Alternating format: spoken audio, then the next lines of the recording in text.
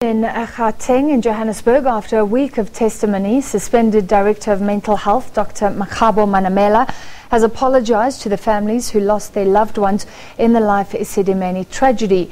She's also conceded to issuing unlawful licenses to NGOs, a move which contributed to the deaths of 143 people. Remember, those were mentally ill patients who were transferred from Life Esidimeni to those NGOs. On her last day of testimony in Johannesburg, Manamela accused Life Esidimeni lawyers of treating her unfairly. Many of the patients died of, among other things, hunger and starvation. My right to dignity and privacy were violated. My medical condition was published without my consent, and I witnessed a lot of bias in this proceeding. This is how Dr. Manamela summed up her final day of testimony, but her statements were often met with heckling. I agree, but can I qualify it? Angithi besivumelen ukuthi Nina, you're not going to heckle, please. Dr. Manamela. Dr. Manamela. Dr. Manamela. Dr. Manamela. Dr. Manamela. Several witnesses have accused Manamela of forcing them to take patients despite not being able to care for them. This she still denies.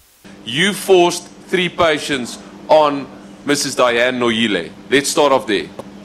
I didn't force the 3 patients. You didn't force the 3 patients? We didn't force. We just asked that, can you explain? I want you to know the structure that of the perjury ward. is a criminal offense. I want you to know that. I know that. And I want you to know that everything you testify here can be used against you. 143 patients died, some from dehydration and starvation. Yeah. Have the police visited you already? What? Have the police visited you? The police? To seek yes, members of the South African Police Services. Have they been to visit you to ask for a statement from you? Not yet, Counsel. Do you think anybody should be charged criminally for what has happened in these deaths?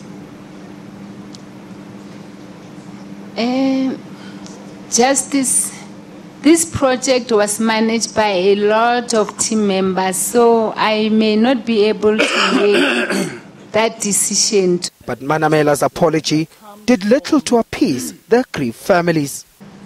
I regret that their loved one passed, and I'm saddened, and I feel that I'm so sorry for their loss. That's what I can say. Manamela is still due to face an internal disciplinary hearing on the 7th of December for her role in the transfers. Other implicated senior officials will also be called to testify. The former department head, Dr. Esidimeni, is expected to take the stand next week.